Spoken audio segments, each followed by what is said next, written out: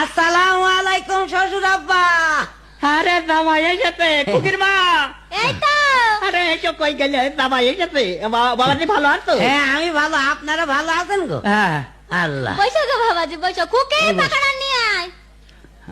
আল্লাহ, আব্বা তো আসার সময় বললো শ্বশুরের সাথে আলাপ সালাপ করো, গুমরামুখী থাকলে কিন্তু আবার বলবে জামাই আলা ভোলা মতো, এই জন্য তো আলাপ করা লাগে।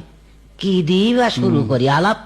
ও আচ্ছা, পাইছি। হ্যাঁ শ্বশুর আব্বা, হ্যাঁ কি বলছিলাম আপনি কি বিয়ে করে আছেন? ধর বাপু, বিয়ে না করলে ওই মেয়ে পেলে কনে, আর তোমার শাউরি এলো কানতে। তা কার সাথে বিয়ে করেছেন আগা?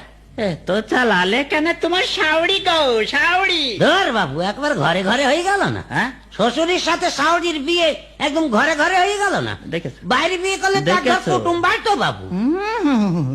এই যে, জামাইটা পাঠাই দাও, মুইগরা জবাই করতে হবে। ও মুরগিও যাও গো। জবাই করতে হবে? হ্যাঁ হ্যাঁ, যাও যাও যাও যাও।